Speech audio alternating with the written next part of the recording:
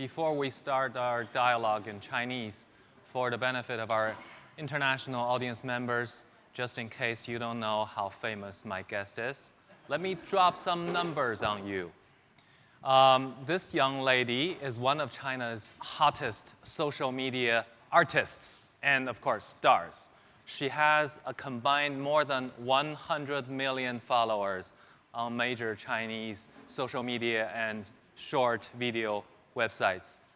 2 years ago, she sold her first video commercial for more than $3 million and then donated it all to her alma mater, the Chinese Central Academy of Drama.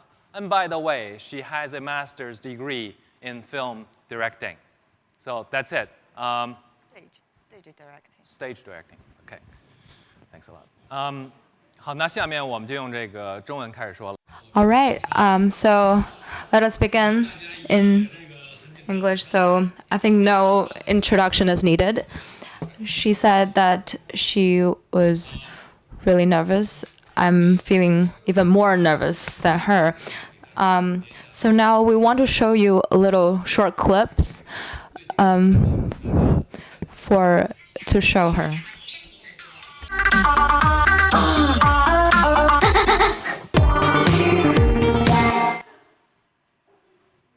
对，很短很短。This is a really short clip. It's a teaser for all her short videos. As you may know, that short videos is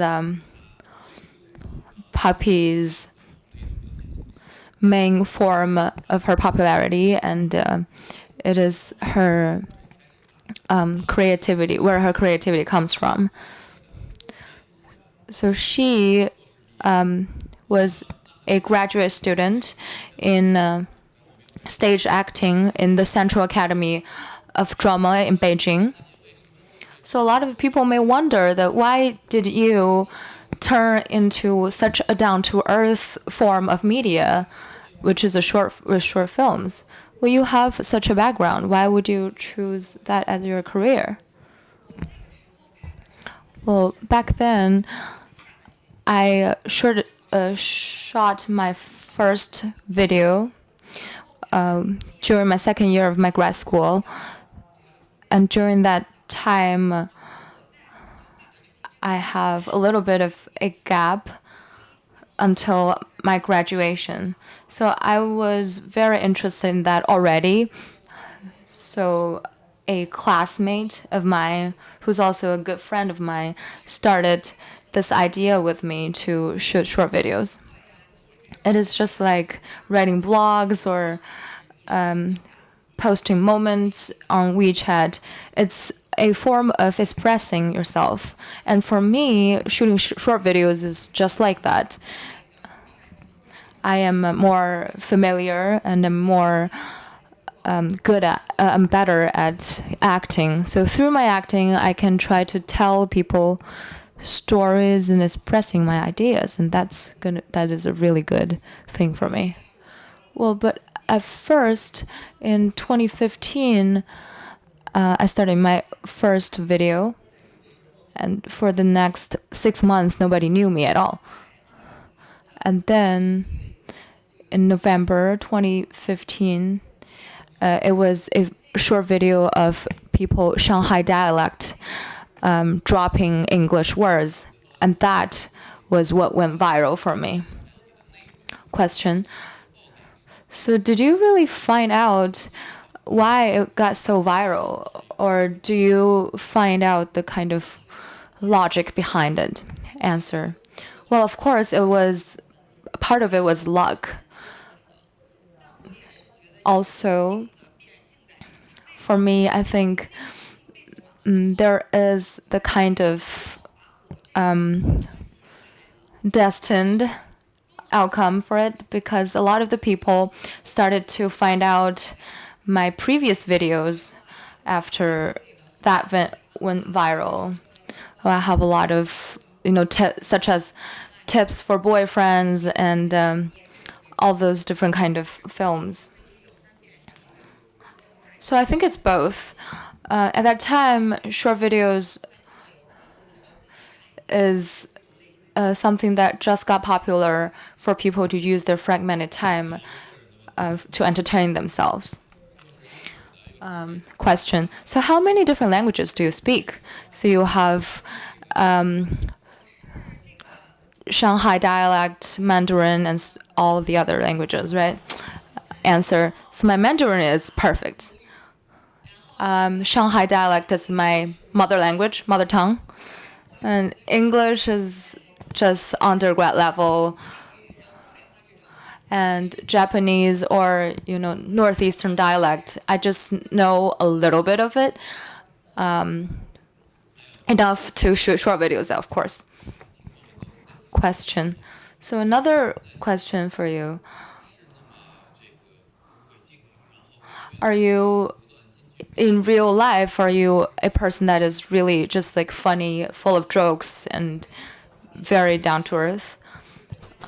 Answer. So it can be pretty different because a lot of people, when they first see me, they probably may be disappointed because in my short videos, I am more a sarcastic person. But then when I decided to shoot a video, we think about the theme of it, and then we try to pick out a role. And I was only playing the roles in my videos, so that's quite different from myself. Question. So a lot of the people think that the reason for your popularity was because of the advertisement you got, and a lot of people may think that it was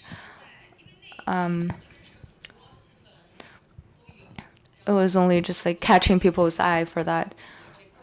What do you think? Answer. So there were a lot of news all over the world, and at that time I didn't really realize that. So I'm a person that's easily distracted. So at that time I didn't really follow the news. And when I look back, I started to realize that it was such a popular news for a lot of people. Question. So 2 years has passed. You established your own company, Papi Tube. And what do you think of 2 years ago? Do you think that is, right now, it's more organizational, and back then it was just a little bit of playing and trying things out? Answer. So at first, it was only an interest. Until 2016, I started to establish my own company. And I had my own team until only 2016.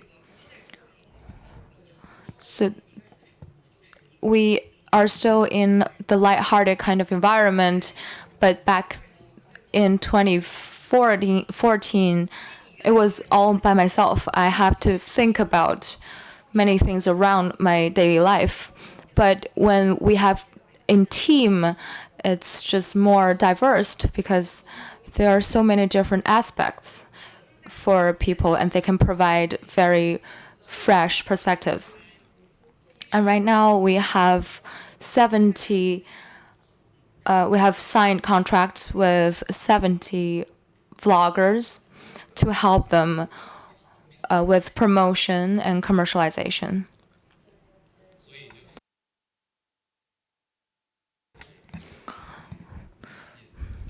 So before it was only your own talents to attract traffics and attract young people, but now it's a little bit different. You want to create a platform to try and identify those talents and incubate celebrities or stars, right? And right now, from an actress, you are trying to transform into a business person. So the change of mindset is affecting you. So a couple of days ago, I saw your new short video. It's myself in 18 and myself at 30. So have you thought about the changes in your life and your mindset? Answer. So most of the time, it's all of a sudden you feel like you are old and you just get old. So it doesn't really matter which mindset is better. It's just different. So from an actress to a founder of a company, for me, I have a lot of talents and I have a very talented team.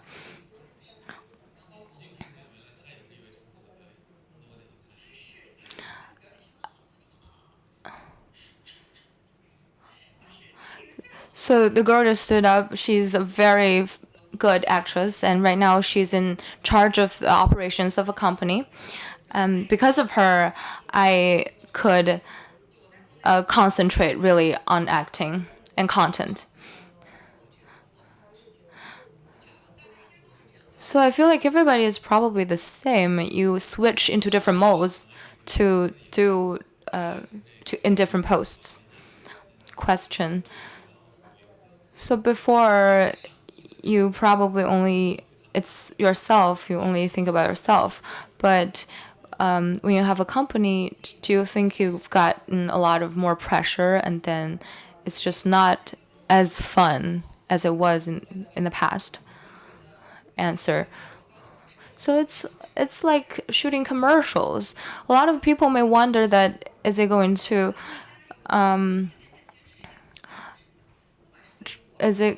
destroy your previous original intention of creating contents? I feel like for vloggers, you really have to commercialize. So nobody can try to only create content with no returns. So first of all, you need to understand the brand and try to combine the brand selling points into your own videos in order to achieve the kind of perspectives for demand. So a lot of our customers are really smart, so they can very swiftly detect whether this is a commercial or it's an original short video.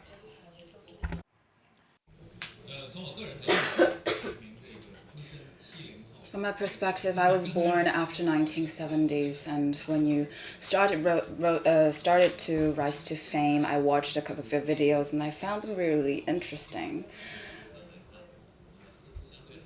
I noticed that you have now embarked on a very stable trajectory, and I think that your target audience are basically people of your similar age or younger age.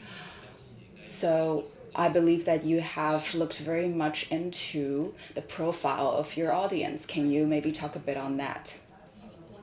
We have noticed of this trend at a very early stage. I know that as the bigger the follower base you have, the younger they tend to get. So primarily I'm targeting at top tier cities and people who were born after 80s or 90s, sometimes even after 2000s. I feel I have more female followers than male followers. Thank you. So when you are conducting research on what will interest your audience, I believe that your videos somehow reflect what attracts the millennials or where their anxiety lies in. Can you please share some of the insights that you get? Well, I don't know about others, but for me, I don't really want to focus on what other people care about, what my audience care about. Because if you follow them too closely, it will give them the idea of you're catering to them. And gradually you will lose your own track.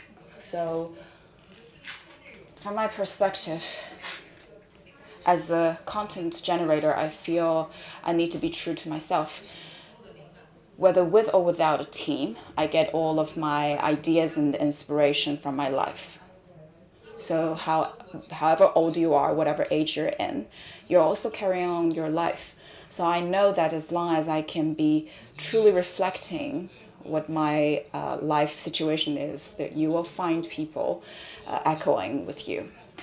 Let me switch to a bit of a serious topic, which is basically the theme of our session today, that is cyberbullying. I believe that you must have a lot to say on this topic because somehow you are associated with this issue at some point. So can you please talk to us a bit about your stories about this topic?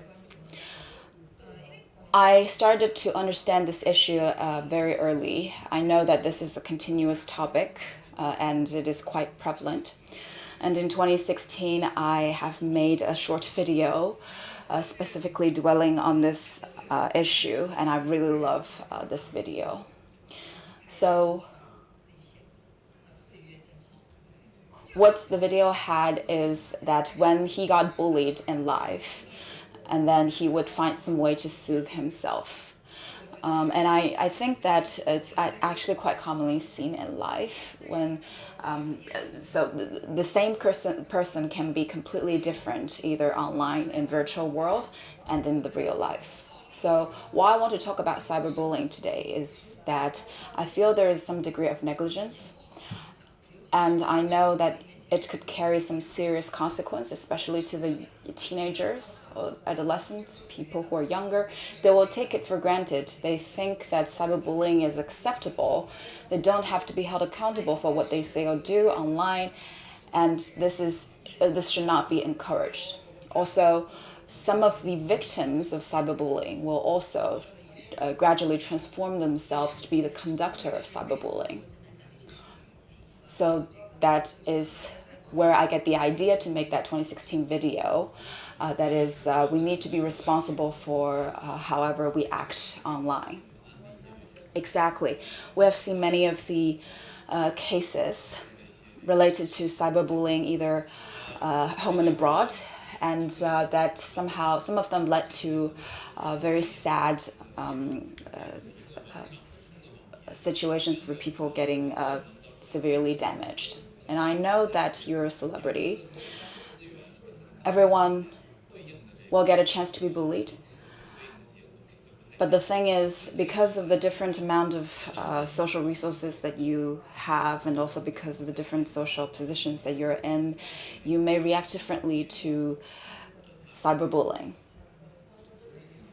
So even for people who doesn't know you at all, they will come right on you and exert some of the threatening messages on you personally. So how do you react to those behaviors? And for those younger netizens, what would be your suggestion to them how to protect themselves from those violent words? I think when I first came under cyberbullying, I may react the same way as you do. I feel I'm just a normal person, and then all of a sudden I got many of the criticism, some of them in a quite derogatory term. I almost got collapsed. I did not understand the purpose of their action. I don't even know this person. Why did he act in such a malignant way? And I cried. I got myself into an echo chamber.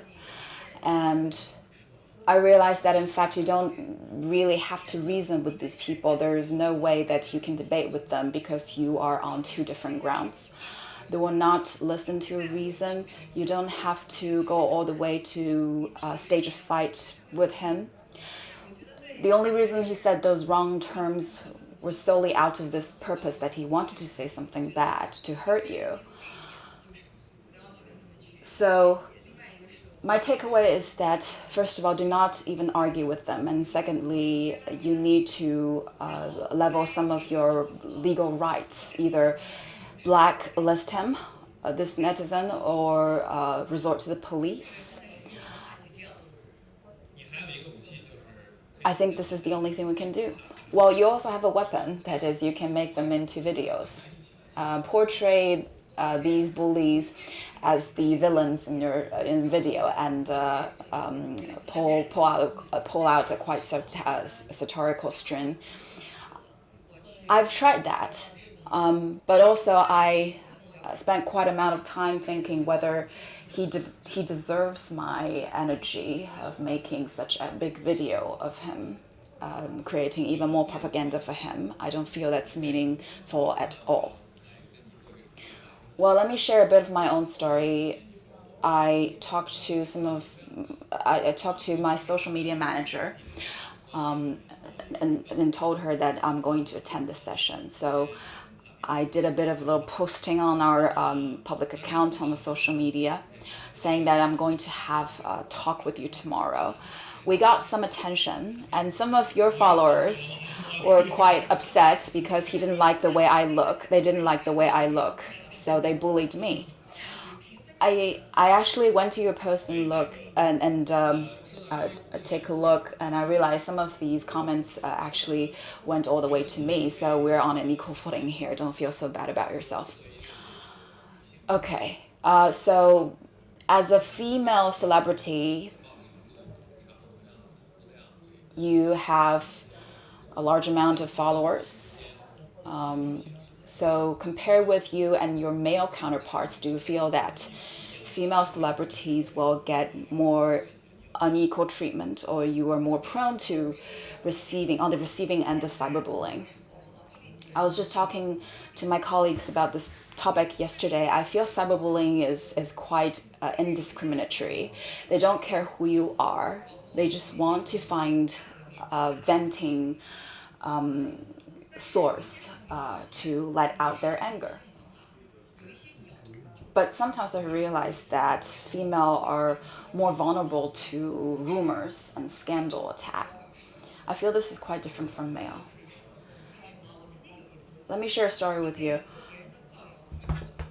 I once became a popular search word on Weibo, which is a social media account, because of a scandal. And this scandal is about me getting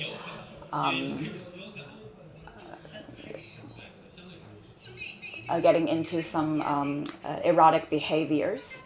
But I believe if I was a male, they wouldn't even put this ring on me.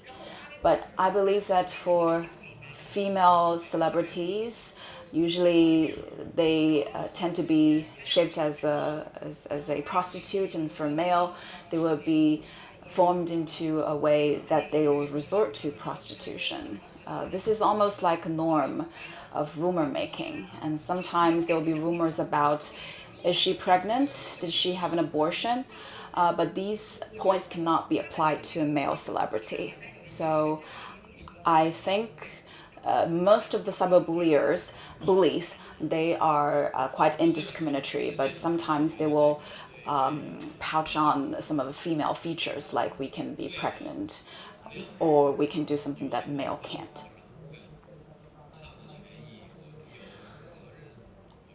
Well, as a flag bearer, do you feel that you want to speak more out for female? When in face of these unequal treatment, do you feel that you are more in the position to speak out against these cyberbullying? Not particularly. I feel my videos are primarily calling for positive energy. It does not really anchor on female or male. I feel as long as you are you belong to the human mankind, and obviously you want to act in a benevolent way. You should be kind inherently, no matter who you are, how old you are, or what gender you are. Let me move back to a bit of content generation. So you gained your fame about 2 years ago, and in these 2 years, the so-called online celebrity economy has changed quite dramatically. You are probably the first batch or the pioneer of this trend, but now it's getting a little bit more chaotic. What is your take on that? I noticed that these MCNs or KOLs, they are rising quite tremendously in quantity. And also, many of the platforms, they have some supporting policies to the MCN companies or personals. My view is that this is a burgeoning industry, and still we are not very well regulated in terms of how this industry will carry out its businesses. So this is also something that we're working on.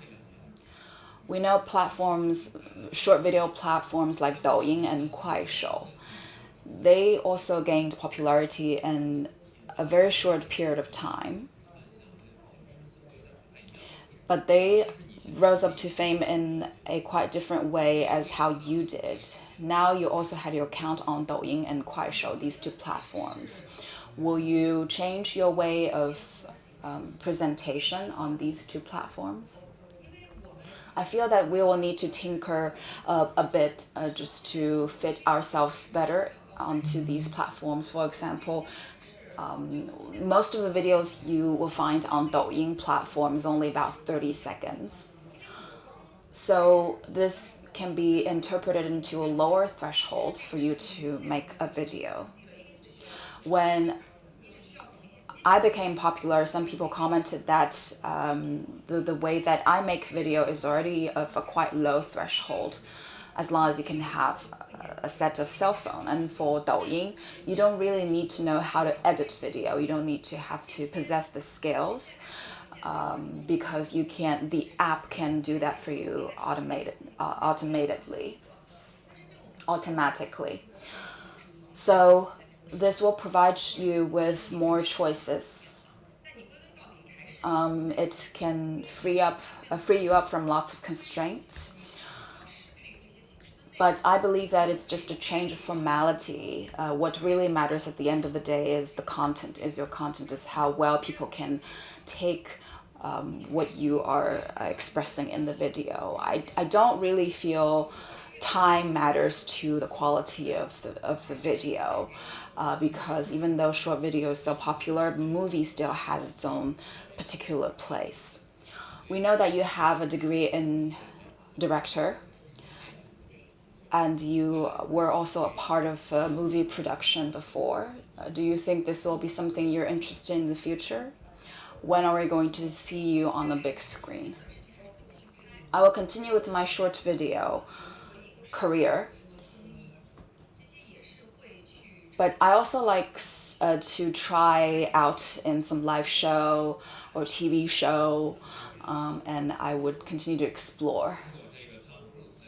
What if Tom Cruise would like to have you on the next season of Mission Impossible? What will you tell him? I will be obviously very interested. Final question. So it's also about the short video platforms. So you are the pioneer in the industry, and we have seen tens of thousands of people from grassroots, urban, or rural areas. All these people try to follow your path. A lot of people have already gotten a lot of followers in different forms. What do you have to say to them? Answer. So no matter if you're like me for short videos, or you're doing live streaming, or you are more down to earth, as long as you have solid content, or as long as you can evoke people's emotions, then you will have your audience base. A lot of the time, there may be overlapping audience base, but I think as long as you have that, that's all right. Okay, so that is all for today. Thank you.